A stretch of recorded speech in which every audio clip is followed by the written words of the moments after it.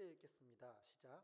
그가 어떤 사람은 사도로, 어떤 사람은 선지자로, 어떤 사람은 복음 전하는 자로, 어떤 사람은 목사와 교사로 삼으셨으니 이는 성도를 온전하게 하여 봉사의 일을 하게 하며 그리스도의 몸을 세우려 하심이라.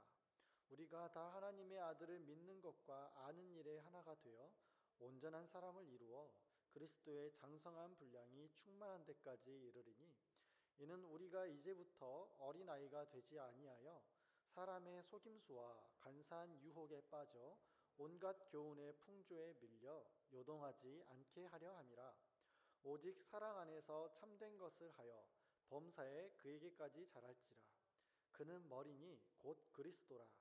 그에게서 온 몸이 각 마디를 통하여 도움을 받음으로 연결되고 결합되어 각 지체의 분량대로 역사하여 그 몸을 자라게 하며 사랑 안에서 스스로 세우느니라. 아멘. 기도하겠습니다. 하나님 아버지, 이 시간에 말씀이 나누어질 때에 전하는 자나 듣는 자나 이 말씀 앞에 마음이 순복되게 하여 주시고, 주님, 이 말씀 가운데 우리의 삶이 세워지는 순종의 삶 되게 하여 주시옵소서. 예수님의 이름으로 기도하였습니다. 아멘. 어제는 입당 예배와 임직식이 있었습니다. 특별히 인상 깊었던 순간이 있었는데요. 물론 이 입당과 임직 예배 전체가 참 은혜가 되고 과정마다 하나님께서 어떻게 우리를 빚어오셨는가를 살펴볼 수 있는 정말 귀한 시간이었는데요. 중간에 신상철 장로님의 고백이 한번 있었죠. 건축 경과 보고를 하시면서 이 원래 원고에는 없던 이야기를 한마디 덧붙이시면서 이런 얘기를 이렇게 하셨어요. 제가 요약을 해보자면요, 그 옛날에 우리 소아 3단지 그쪽에 교육센터로 이전하던 시절, 또 그 다음에 6단지 쪽으로 또 교회를 이전하던, 예배당을 이전하던 그때에 10억이면, 그 돈 10억이면 이 예배 초소를 우리 것으로 만들고 거기에서 뭔가를 또 새롭게 시작할 수 있는 계기가 있었다고 하죠. 그런데 그때 당시에 마음이 어렵고 힘들고 믿음이 없어서 그것을 따르지 못하고 감당하지 못했었는데, 그렇게 작은 믿음과 가슴을 가진 우리였는데, 지금 우리가 이 예배당을 짓고 이곳에서 입당 예배를 하는 것은 정말 주님의 은혜이다. 우리가 할 수 없었던 것이다. 우리보다 먼저 마음을 쏟고 기도하고 인내하셨던 우리 이웃 교회와 또한 우리 목사님 모든 분들의 기도 덕분인 것 같다. 깊이 감사드린다. 이런 말씀을 하셨었어요. 순서가 참 감사했습니다. 임직식은 교회의 권위를 세우는 일입니다. 교회의 굉장히 큰 축제죠. 하나님께서는 우리가 성경을 살펴보면 하나님께서는 매번 누군가를 세우셔서 일을 하셨어요. 누군가를 세우시기도 하시고, 또 누군가를 무너뜨리기도 하시고, 낮추기도 하시고, 한 사람을 빚어가고 이끌어 가시죠. 그게 한 사람의 인생뿐일까요? 우리가 역사를 공부하면 알겠지만 성경 자체가 하나의 역사서이기도 하지만 하나님께서 한 나라를 세우시고 무너뜨리는 과정, 하나님께서 한 개인을 불러서 민족을 이루게 하시고 나라를 세우시는 그 모든 과정들, 제국을 이루게 하시고 뿔뿔이 흩어지게 하시고 전체 제국의 황제로서 신과 동일시 여겼던 어느 한 사람이 매우 허무하게 죽어가는 모든 모습들, 그리고 한 시대의 사조가 일어나고 사라져가는 그 모든 흐름들을 통해서 하나님은 역사의 거대한 흐름, 그것을 운행해 가고 계십니다. 특별히 오늘 말씀을 통해서 우리는 우리 공동체 가운데 하나님이 사람을 세우시는 것에 대해서 우리는 어떻게 그것을 이해하고 받아들이고 내 삶에 적용해야 되는가 함께 살펴볼 수 있었으면 좋겠습니다. 하나님께서 사람을 공동체 가운데 불러 세워서 그들로 하여금 직분을 맡기고 그들을 조금 더 사람들에게 존경받고 인정받는 자리로 세우시는 이유는 무엇일까요? 오늘 말씀 11절 12절 다시 한번 읽어보도록 하겠습니다. 시작. 그가 어떤 사람은 사도로, 어떤 사람은 선지자로, 어떤 사람은 복음 전하는 자로, 어떤 사람은 목사와 교사로 삼으셨으니 이는 성도를 온전하게 하여 봉사의 일을 하게 하며 그리스도의 몸을 세우려 하심이라. 이 말씀에 뭐라고 나와 있죠? 이렇게 다양한 사람들로 세운 이유는 성도를 온전하게 하고, 두 번째 봉사의 일을 하게 하며, 세 번째 그래서 결론적으로 그리스도의 몸을 세우려 하게 한다.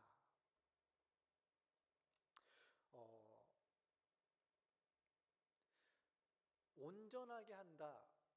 제가 몇 번 말씀을 통해서 나누었지만 완벽하게 한다라는 게 아니죠. 그 사람이 완벽한 흠없는 절대적인 존재로 그 사람을 만드는 게 아니라 온전케 한다라는 것은 무슨 말이라고요?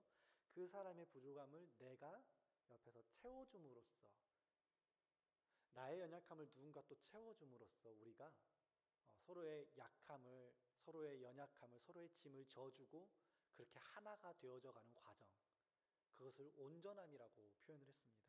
우리를 온전케 하시는 분은 그렇기 때문에 오직 예수 그리스도이시고요. 우리를 온전케 하는 존재는 이 땅 위에서 교회가 되어야만 합니다. 왜냐하면 교회가 그리스도의 몸이기 때문이죠. 나의 연약함, 로마서에서는 뭐라고 표현하고 있나요? 내가 죄인이고, 내가 하나님의 원수짓거리하고, 내가 아무런 도움을 받을 만한 자격이 없는 지극히 연약한 존재일 때, 즉 나한테로부터 어떤 이득도 바랄 수 없는 굉장히 초라하고 연약한 존재일 때 그때 나에게 하나님이 찾아오셔서 어떻게 했죠? 내가 널 사랑한다. 널 위해 내가 죽어줄게. 너가 다시 한번 새로운 삶을 살 수 있도록. 그렇게 주님께서 우리를 온전케 하기 위해서 찾아오셨고, 그 온전함을 맛본 사람들이 한자리에 모여서 그 주님을 기억하면서 그 주님의 심정으로 누군가의 연약함을 메꾸어가면서 살아가는 모임, 이것을 바로 교회라고 하죠. 또한 하나님께서 누군가를 불러 세워서 일으키는 이유는 뭐냐면요, 스스로가 봉사할 뿐만 아니라 다른 사람을 봉사하도록 하기 위해서예요. 한번 생각해 봅시다. 어떤 사람이 봉사를 열심히 잘하고 있어요. 그럼 그래 잘한다 계속 그렇게 하고 냅두면 되잖아요. 근데 왜 그 사람을 굳이 불러다가 다른 사람들에게 인정받는 자리에 세우고 그 사람으로 하여금 새로운 리더십을 맡겨주셔서 다른 사람에게 봉사의 일을 하도록 권면하게 만들고 이끌도록 만들까요? 그냥 가만히 내비두면 되잖아요. 계속 잘하고 있으니까. 안 하는 사람들은 어쩔 수 없는 거잖아요. 그냥 그거밖에 안 되는 거니까 냅두면 되는 거잖아요. 잘하는 사람들 계속 이렇게 하고. 근데 왜 잘 못하는 사람인데, 왜 잘 안 하려고 하는 사람인데 잘하는 사람을 굳이 짐을 더 지워가지고 다른 사람들도 같이 하게 만들어라 그러냐고요. 그 사람한테 그 직임을 안 맡겨놓고 그냥 너 잘한다 그 자체만 인정해주고 가만 냅두면 그 사람은 꾸준히 일을 열심히 할 텐데, 그 사람한테 직임을 맡겨주고 그 사람한테 권위를 더 맡겨줌으로써 어떤 부작용이 생기죠? 시험에 들어요. 버거워요. 괴로워요. 나 혼자 한 몸 그냥 이렇게 건사해서 여기서 열심히 하면 좋겠는데 다른 사람을 섬기도록 만드는 일은 너무너무 어려워요. 그런데 왜 주님은 그렇게 사람을 이렇게 세우셔서 봉사하게 만들까요? 자기도 봉사하면서. 세 번째로 그리스도의 몸을 세우려고 하는데, 이 그리스도의 몸이라는 게 도대체 뭘까? 우리가 한 몸 그러지만, 그래서 누구 손가락이 여기 다치면은 온몸이 거기에 신경이 쓰이듯이 우리 중에 누가 아프면 누가 막 신경 쓰이고 뭐 여러 가지 이야기를 많이 하지만 도대체 몸됨이라는 게 내 안에 어떻게 이루어져 있는가? 하나님께서는 잘하는 사람을 그대로 내버려 두지 않습니다. 믿음이 있는 사람을 그래 잘한다 그러면서 그대로 만족시키도록 내버려 두지 않아요. 왠지 아십니까? 인간은 절대로 만족할 수 없기 때문에 그래요. 지금은 만족하지만 그 만족한 것을 그대로 가도록 내버려 두면 인간에게는 두 가지 크나큰 문제점이 찾아오는데요. 첫 번째 어려움은 뭐냐면요, 매너리즘에 빠져요. 성장이 따라오지 않으면, 그 자리에 정체되어져 있으면 사람은 스스로의 정체성, 즉 다른 말로 표현을 해볼까요? 생명력에 의심이 들어요. 내가 살아있나? 나 지금 살아있나? 나 지금 이 생명의 기운을 느끼면서 인생을 살아가고 있나라는 질문이 찾아와요. 그것을 세상적인 말로 하자면은 매너리즘이라 그래요. 뭐 슬럼프라고도 할 수도 있겠죠. 생명이 있는 모든 것은 자라납니다. 생명이 있는 모든 것은 실수하고 다치고 깨어지고 속상해하는 과정이 있어요. 들에 핀 들풀들도 꺾이는 과정이 필요하죠. 도종환 시인의 시를 빌려올까요? 흔들리지 않고 피는 꽃이 어디 있으랴. 그런데 만약에 그 사람이 그저 잘 자란다, 이런 꽃 하나가 잘 피어있다 그러면 이것을 유리로 곱게 쌓아놓고 가만히 냅둔다? 그것은 박제죠. 그것은 생명이 없는 거예요. 그렇기 때문에 사람은 필연적으로 스스로 무너지게 되어 있습니다. 자라나게끔 기회를 주는 거죠. 그래서 하나님께서는 열심히 있는 사람들 혹은 하나님께서 인정하시고 부르시는 그 모든 사람들을 가만 내버려 두지 않으시고 일으켜 세워서 나로 국한되어 있는, 나로 제한되어 있는 지경을 넓혀서 이 사람 안에 다른 사람을 품게 만들어요. 나 하나 더 건사하기 힘든 인생인데 어떻게 다른 영혼을 품을까요? 그것이 바로 은혜죠. 그것이 바로 믿음이죠. 그것이 바로 능력이죠. 그것이 바로 우리의 소망 아닐까요? 힘들어도 어려워도 세우심을 따라서 갈 수 있는 그 삶. 집사를 세워서, 장로를 세워서 마음을 편안하게 만들고 뭔가를 좌지우지할 수 있는 권한을 주고, 그것이 하나님의 목적이 아니라 그리스도의 몸을 세우게 한다라는 것, 연약한 사람들을 좀 더 찾아가서 도울 수 있도록 직임을 주는 것. 그저 아무 사람이 가가지고 내가 도와줄게 그럼 네가 뭔데? 그럴 거 아닙니까? 사람들은 당신이 무슨 권리로? 라고 하겠죠. 그랬을 때 그 사람에게 직임이 주어질 때면 나 집사야, 나 장로야, 나 목사야. 그러면 어떻게 되죠? 합법적으로 공동체 안에서 인정함 가운데 그 사람을 돕고 세우고 온전케 하고 봉사하게 만들 수 있는 하나님의 권한과 기름 부음이 주어지는 겁니다. 하나님의 목적, 그리스도의 몸을 세우는 것. 몸이란 무엇일까요? 이해 안 갈 수 있는 부분입니다. 특히 현대 사회, 우리가 살아가는 이 시대 속에서는 몸이라는 개념 자체가 없어요. 솔직하게 말씀드리면 뭐밖에 없죠? 돈이라는 매개를 통한 도구로서의 존재밖에 없습니다. 돈으로서 매개하는 기능으로서의 존재밖에 없죠. 이 시대 가운데에서 우리는 몸이라는 걸 이해하기가 굉장히 어렵죠. 가족에 대한 개념도 무너진 지 오래고요. 그리스도의 몸을 세운다. 그럼에도 불구하고 이것을 다른 말로 번역을 해보자면은 이렇게 이해할 수 있습니다. 그리스도의 집안을 세운다. 예수 집안을 세운다. 여러분들이 이제 나이를 먹고 결혼할 때가 되면은 여러분들이 연애할 때에는 보이지 않았던 조건들이 보이게 됩니다. 그 사람이 내 연애 상대일 때에는 다 몰랐던 혹은 중요하지 않았던 부분들이 결혼을 고민하게 될 때는 중요하게 찾아오게 되죠. 그 중에 하나가 뭔지 아십니까? 집안이에요. 누가 뭐래도. 그게 나쁜 게 아니에요. 조건을 따진다라는 게 아니라요. 하나의 지혜죠. 그 사람이 있는 그대로의 모습이 여기까지 왔는데 지금 있는 모습 그대로 너를 사랑해라는 말은 있을 수 없어요. 솔직하게 얘기 드리면. 그 사람이 살아온 그 모든 삶이 지금에 담겨 있거든요. 그렇다면 지금을 사랑한다라는 것은 그 사람의 과거와 미래까지 사랑한다라는 거잖아요. 근데 내가 무슨 능력을 근거해서 그 사람의 지금 혹은 과거, 현재 모두를 사랑한다라고 고백할 수 있냐고요. 결단할 수 있냐고요. 자만이죠. 그 사람을 내가 사랑할 수 있는가 없는가라는 것은 내 감정이 얼마나 그에게 동하는가의 문제가 아니에요. 그와 함께 내 평생을 걸 수 있는가에 대한 지극히 현실적인 문제죠. 그래서 우리는 생각을 하게 되는 거예요. 어떤 집안인가? 그 집안은 어떤 정신에 의해서 움직이는가? 그 집안에 돈이 많냐 적냐가 아니라 그 집안에 가족이 많냐 적냐 장남이냐 차남이냐 그거 따지라는 게 아니라 무슨 말이죠? 내가 얼마나 고생할까 안 할까 그거 따지라는 말이 아니라 집안을 볼 때 뭘 보라고요? 그 집안의 가치를 보라고요. 그 집안이 어떤 가치로 움직여 왔는가? 그리스도의 집안을 세운다라는 것은 그리스도의 가치로 우리가 점점점 무장되어진다라는 말입니다. 그래서 우리가 어떤 사람을 이렇게 세우고 집사와 장로 혹은 임원이나 리더로 간사로 누군가를 세울 때에는 그 사람으로 하여금 그리스도의 정신으로 이 공동체를 가득하게 하도록 하기 위한 하나님의 계획이 있다는 거예요. 너무 원론적인 얘기인가요? 그렇다면 오늘 말씀을 통해서 두 가지 질문을 한번 던지면서 말씀을 조금 더 풀어갔으면 좋겠습니다. 첫 번째 질문입니다. 너무 뻔해서 사람들이 던지지 않은 질문일 수도 있는데요.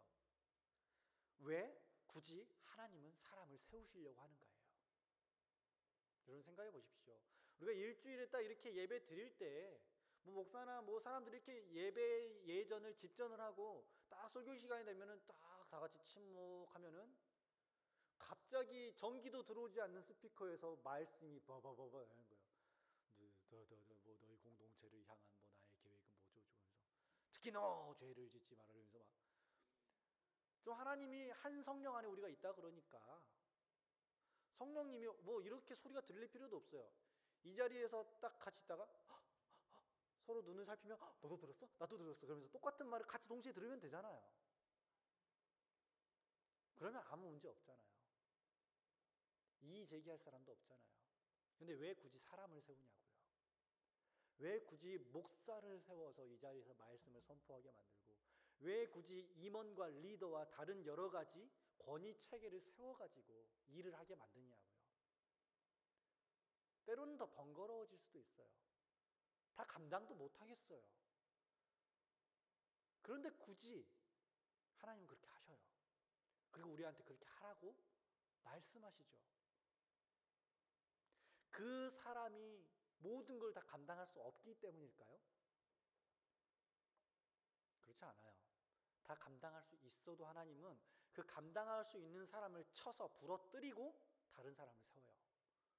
이게 굉장히 신기한 일이에요. 왜 하나님은 굳이 사람을 세울까? 조금 더 적나라하게 얘기해 볼까요? 사도 바울의 고백입니다. 고린도전서 1장 21절 말씀 한번 같이 찾아볼까요? 고린도전서 1장 21절 말씀. 고린도전서 1장 21절 말씀. 찾으신 분들은 눈으로 보시고 제가 말씀을 읽겠습니다. 하나님의 지혜에 있어서는 이 세상이 자기 지혜로 하나님을 알지 못하므로 하나님께서 전도에 미련한 것으로 믿는 자들을 구원하시기를 기뻐하셨도다. 저는 이 말씀을 보면서 굉장한 충격에 빠졌어요. 제가 아직 성경을 모를 때 어렸을 때에는 전도가 미련한 것이라고? 그럼 어떤 전도가 지혜로운 거지? 이런 생각들을 했었어요. 예수 찬당 불신지옥을 외치는 건 미련한 전도법이야 막 이러면서 조금 자라난 뒤에는 그게 아니라는 걸 알았죠. 전도에 미련한 것이라는 말이 무엇을 의미하냐면요, 하나님의 이 귀하고 복된 소식을 전하는 그 통로를 누구를 통해서 흘려보내기를 원하신다? 나. 이토록 미련하고 바보 같은 짓이 있을까요? 이 세상에서 가장 귀한 보화, 진리, 그것을 전달하는 매개체로 사용하는 게 누구예요? 나 같은 놈이라고요. 나 같은 놈. 이게 미련하다는 거예요. 세상 사람들이 보기에는. 너무 비효율적이에요. 내가 딴짓하면 어떡할 건데요? 내가 딴짓하면 수도 없는 목사님들이 넘어지고 수도 없는 리더들이 무너지고 교회가 풍비박산되는데도 하나님은 끝까지 그 원칙을 고수하세요. 누구를 쓰겠다? 내 백성 쓰겠다. 내 자녀 쓰겠다. 쓸모없는데요, 주님? 아니, 내가 온전케 해서 쓰겠다. 감당 못하겠는데요, 주님?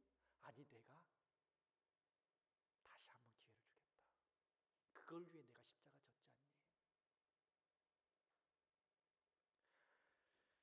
왜 굳이 사람을 집사와 장로와 임원과 리더로 목사로 세워가지고 왜? 이 안엔 바로 하나님의 사랑이 담겨 있어요. 이 이 안에 하나님의 언약이 담겨 있어요. 창세기 1장 21절, 23절, 26절 그 이하를 보십시오. 하나님께서 이 땅을 지어놓으시고 누구를 통해 다스리기로 약속하셨죠? 사람. 창세기 1장에서의 약속을 어디까지 이어가시죠? 요한계시록까지 이어가세요. 여러분, 요한계시록에서 성도들의 기도의 향기가 하늘로 올라가죠? 엄청난 임재의 예배 가운데 성도들의 기도의 향기가 쟁반에 올라가요. 그리고 나서 하나님의 역사의 다음 챕터가 어떻게 열리죠? 그 쟁반이 이 땅에 진노로 부어지면서 열려요. 하나님께서 말씀하시기를 하나님께서는 이 땅에 하시는 그 일을 이 땅의 선지자들을 통하여 먼저 알게 하시고 먼저 기도하게 하시고 먼저 경고하게 하신 다음에서야 일을 하신대요. 하나님께서는 선지자들을 세워질 때마다 이스라엘 백성들이 족족 잡아 죽임에도 불구하고 또 보내시고 또 보내시고 또 보내셔요. 그리고 나서 기도하게 하시고 인간의 그 기도를 들으시고 드디어 일을 하신다고요. 그냥 하셔도 되는 분이신데 하나님이 그냥 하시겠다 그러면 누구도 뭐라 할 수 없잖아요. 하나님 전능자시니까. 그런데 그 하나님이 누구에게 먼저 얘기하시고 동의를 구한다고요? 사람에게. 왜 굳이 사람을 이 공동체 가운데 세우셨는가? 하나님의 사랑을 보여주려고.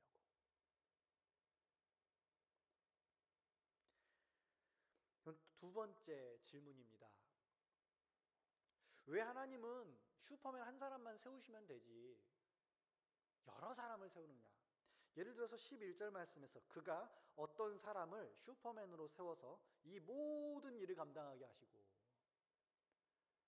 사람은 육체적인 능력이 제한되기 때문에 여러 사람을 세워야 되는 거다?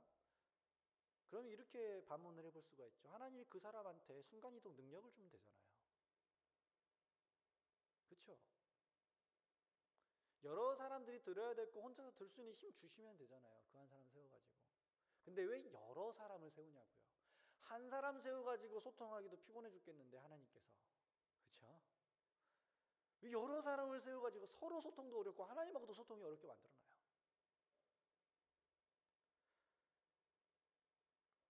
여기에 성경 전체를 아우르는, 아까 말했죠. 사람을 통해서 이 땅을 다스리게 만들고 마지막에 기도의 향기가 올라가고 하나님의 진노가 쏟아지면서 역사의 수레바퀴가 돌아가는 그 모든 그 과정 가운데 이 성경 전체를 지배하는 하나의 원리가 있는데 그것이 바로 하나됨의 원리예요.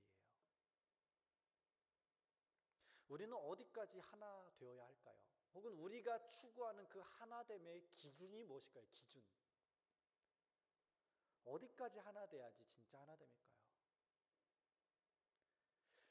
요한복음 17장에 그 내용이 나와 있죠. 아버지와 내가 하나인 것 같이 저들도 하나 되게 해주십시오. 저들이 하나 되면 하나님의 제자인들 세상이 알게 될 것이고 저들이 하나 되면 하나님이 세상을 사랑해서 나를 보낸 것을 알게 될 것입니다. 저들이 하나 되면.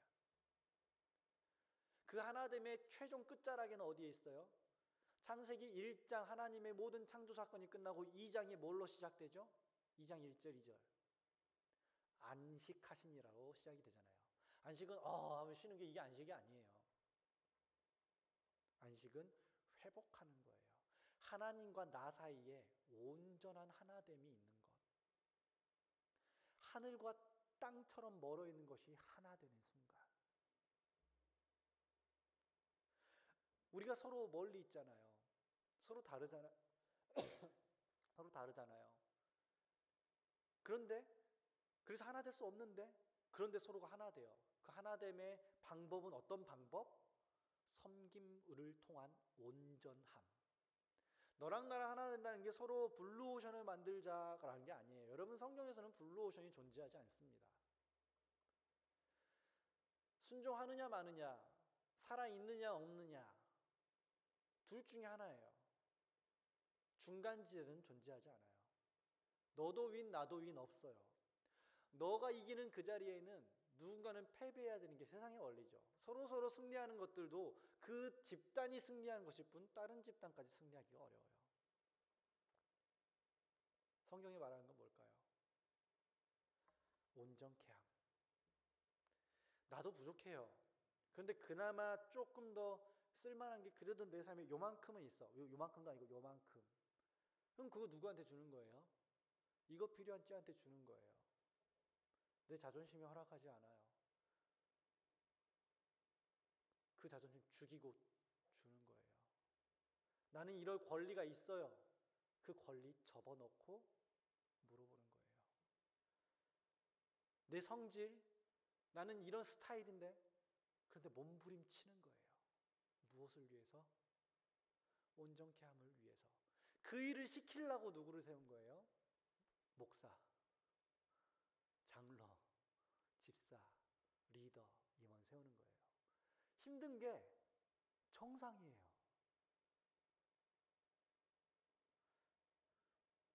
왜 한 사람을 세우는 게 여러 사람을 다양하게 세울까? 하나됨을 연습하라고요. 너의 지경을 좀만 넓히라고요. 너의 방식대로 너의 세계 안에서 너가 만족스럽게 살아가는 그것을 조금만 벗어나 보라고요. 얼마나 광대하고 위대한 하나님의 역사가 펼쳐져 있는지를 보라고요. 하나님, 난 이만큼이면 될 것 같은데요. 난 지금 만족하는데요. 왜 자꾸 나를 불러 세워서, 왜 자꾸 나를 일으켜 세워서, 왜 자꾸 나를 이끌으셔서 거룩한 부담감 가운데 불만족스러운 삶으로 나를 인도하시냐고요. 우리 하나님께서 말씀하십니다. 진짜 만족으로 너를 채워주고 싶어서 그래. 하나님, 그렇게 가면 나는 만족은커녕 더 괴로워질 것 같은데요. 아니, 저쪽에 네가 그렇게 기도하던 푸른 초장과 쉴만한 물가가 있어. 제 눈에 안 보이는데요. 당연하지. 제 눈에 안 보이는 게 너무 당연한 거예요. 우리는 보이면 가겠다 그러지만 안 보이잖아요. 안 보이니까는 뭔가 이상한 것처럼, 주님이 안 가르쳐 준 것처럼 자꾸 이의제기를 하잖아요. 근데 안 보이는 게 정상이고 답답한 게 정상이에요. 순종하면은 보이고 열려지는 것. 우리 많이 성경을 통해 배웠잖아요. 우리 그동안 신앙의 여정을 통해서 배워왔잖아요. 하나님께서 그런 것들을 통해서 우리를 세우기를 원하세요. 어제 임직식에서 마지막 권면의 말씀 가운데 귀한 말씀이 하나가 있었어요. 한 목사님께서 나오셔서 권면의 말씀을 하시면서 이렇게 하시더라고요. 오늘의 임직식은 여러분들이 그동안 수고하고 애쓰고 봉사하고 헌신했던 모든 것들을 인정하고 세워주는 자리입니다. 그런데 이제부터 내가 할 말, 권면의 말은 앞으로 여러분들이 장로로서 집사로서 어떻게 살아가야 될 것인가에 대한 말입니다. 즉 하나님의 세우심은 과정을 통해서 세워짐이라는 어느 분기점이 있지만 중요한 것은 세워진 그 다음의 삶이 어쩌면은 이제 현재를 살아가는 우리로서는 더 중요하다는 거죠. 과거는 지나갔으니까. 우리는 우리 가운데 권위가 세워지는 문제, 내가 권위로 세워지는 문제, 하나님이 사람을 세우는 그 일에 대해서 어떻게 바라보고 반응하고 생각해야 할까요? 첫째로는요, 우리는 그것을 사모해야 해요. 하나님의 세우심을 사모해야 해요. 하나님이 날 좀 안 세웠으면 좋겠어.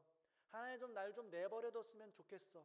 하나님이 그냥 나 이대로 만족시키면서 인생을 살아가도록 그저 보호나 적당히 해주시고, 그저 때에 따라 만나주시고, 때에 따라 길 열어주시고, 아플 때 위로 조금 해주시고, 그냥 나는 평탄하게 그냥 인생 이렇게 좀 살아갔으면 좋겠어.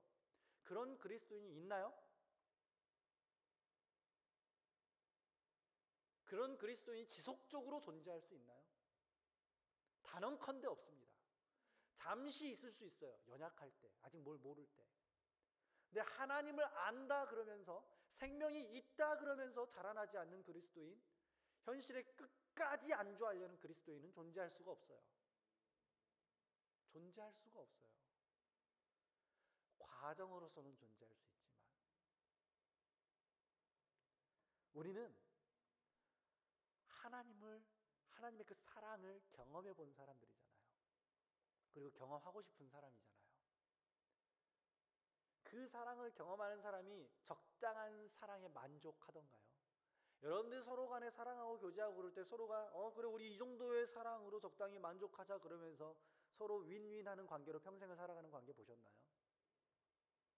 없잖아요. 이상하잖아요. 있다면. 사랑은 또 다른 사랑을 낳아요. 사랑은 또 다른 사랑을 불러와요. 사랑은 성장과 성숙을 불러옵니다. 사랑은 고통도 함께 가져와요. 사랑은 슬픔도 내포하고 있어요. 항상 까르르 까르르 하는 게 사랑이 아니에요. 하나님은 그걸 통해서 우리한테 말씀하고 계시는 거예요. 더 큰 사랑으로 나아와라. 사모하라. 그 자리에서 더 큰 사랑을 우리가 받고 누릴 수 있으니까. 그래서 우리는 하나님이 우리를 세워주시는 것을 사모하고 감사하게 여겨야 돼요. 모세가 내가 쟤네들을 낳았습니까? 왜 나를 리더로 삼아가지고 이 고통을 당하게 하고 이 꼴 당하게 만드는 겁니까? 하나님이 쓰다듬어 주시면서 지혜 주시고 위로 주시고 내버려 두시는 게 아니라 다 모세를 더 세우잖아요. 모세를 어디까지 세우는 줄 아세요? 여러분? 사람이 도달할 수 있는 끝자락까지 세우는데 모세에 대한 하나님의 평가가 이렇습니다. 이전에도 이런 사람이 없었고 이후에도 이런 사람이 없을 것이다. 그는 모든 지면에 있는 사람들보다 온유한 자였다. 하나님을 더 소유하기를 소망하는 사람은 하나님의 세우심을 사모해야 해요. 나는 장로가 돼야겠어. 나는 목사가 돼야겠어. 나는 집사가 안 되면 안 되겠어. 막 돈을 뿌리고 그게 아니라 막 그 자리 이 자리에 욕심내고 그게 아니라 하나님의 더 큰 사랑 안에서 더 큰 영혼을 품어보고 싶은 그 열망이 우리 청년의 가슴 속에 있어야 되지 않을까요? 맞아요, 여러분. 불편해요. 이 피곤하고 혼란스럽고 바쁜 세상 가운데에서 웬 오지랖인가? 그러나 여러분 보이지 않습니까? 우리 주님의 오지랖이 가만 내버려둬도 되는데 굳이 와가지고 사랑한다고. 아 됐는데요. 그래 사랑해. 아 됐다고요. 사랑해. 두 번째로 우리는 우리에게 주어져 있는 그 직분, 특별히 이런 임직식, 내 옆에 누군가가 받을 때 우리 가족이 받으면 오고 우리 가족 아니면 안 오고 그게 아니라 우리 공동체, 우리 믿음의 가족이잖아요. 그리스도 가족이잖아요. 이런 자리에 있을 때 함께 자리를 채우고 함께 축하해주고 나 또한 그것을 기뻐해줄 뿐만 아니라 내게도 그런 직분이 주어졌을 때 너무너무 기뻐해야 해요. 오늘 우리 찬양팀 모임을 하면서 우리 찬양팀 중에 안수 집사 이제 안수 받으신 우리 안수 집사님 계셨는데 우리들이야 축하드린다고 박수를 쳤지만 본인은 얼마나 부담이 또 되고 그럴까요? 저는 아직도 늘 기억해요. 제가 강도사 인허를 받고 목사 안수를 받던 그날 많은 사람들이 축하한다고 꽃다발도 주고 여기저기서 연락도 하고 뭐 이렇게 하고 그러는데 왜 연락 안 줬냐고 막 나한테 뭐라 그러고 너무 부담스러운 거예요. 주니까 받겠는데 왜 안 받는 것도 그거는 내 교만이라고 생각을 해서 저는 주는 건 늘 달게 받아요. 근데 너무 부담이 됐어요. 지금도 아마 평생 부담스럽겠죠. 무겁거든요. 힘들어요. 그런데 가치가 있어요. 이 자리에 있으면 주님을 한 번 더 보게 돼요. 내가 품지 못하는 영혼 때문에 눈물을 흘리면서 괴로워하고 몸부림칠 때 내 안에 사랑이 없는 것 때문에 아파하고 주님의 도움을 구할 때 주님이 날 세워주시고 또 다른 영혼들이 따라올 수 있도록 길을 열어주시고 마지막으로 우리는 우리 앞에 세워져 있는 권위와 인생의 하나님의 움직임 손길 앞에 순종함으로 믿음의 반응을 보여야 합니다. 이제 장로님이 세워지고 각 우리 교회의 중요한 요소 가운데 뭐 어쩌면 무슨 위원회가 세워질 수도 있고 뭐 여러 가지 교회 조직이 더 갖춰지겠죠. 그럴 때 그 장로님들이나 안수집사님들이 어떤 장을 맡아서 어떤 일들을 이끌어 가실 텐데 그분들이 그렇게 하실 때에는 결정하기 전까지는 여러 의견이 있을 수 있지만 일단 결정된다면 우리는 그건 딱 따라가면 되는 거예요. 왜? 내가 납득이 돼서? 내 기분이 좋아서? 나랑 스타일이 맞아서? 아니요. 장로님이시니까. 우리 교회 집사님이시니까. 우리 교회 목사님이시니까. 그거면 되는 거죠.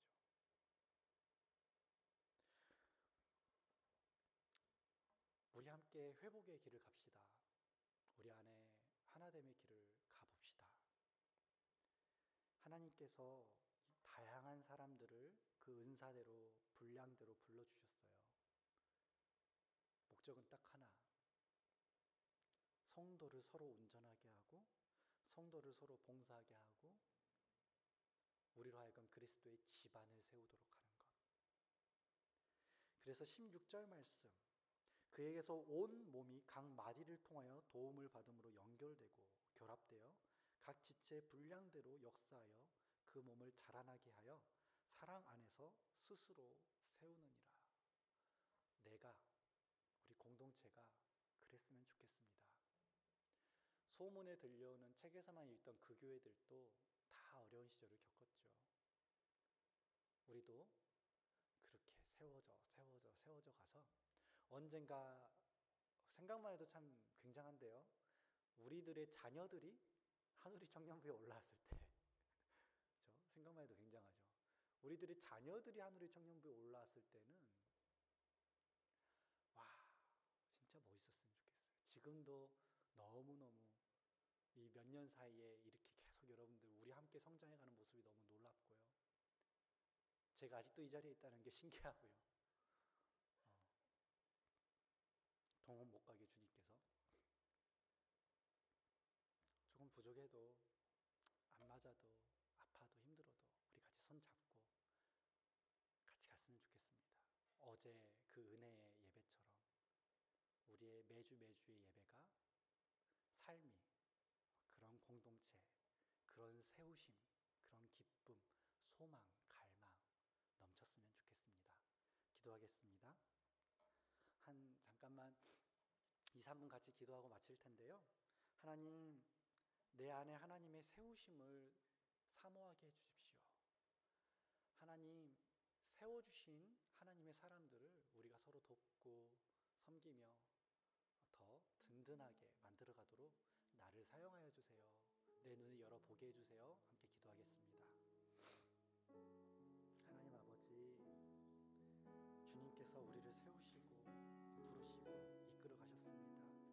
우리는 나이도 다르고 생각도 다르고 환경도 다르지만 그 다른 사람들을 한 군데 모아가지고 예수 가족 만들어주시고 한 사람 한 사람을 봉사하게 하시고 더 세워주시고 굳이 사람을, 나 같은 놈을 불러가지고 굳이 하나님께서 일을 이루어 가시는, 왜 이렇게 비효율적이고 왜 이렇게 답답하십니까 주님? 아무리 외치고 속상하게 불러보아도 주님의 그 사랑을 이루기 위해서, 주님의 그 몸을 이루기 위해서, 주님의 그 나라를 이루기 위해서 우리를 불러주셨습니다. 할렐루야.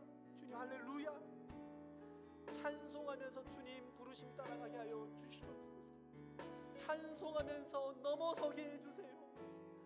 주님의 십자가가 내 자존심과 감정과 생각들보다 먼저 있도록 주여, 청년의 시기에 놀라운 불같은 사모함을 허락해 주십시오.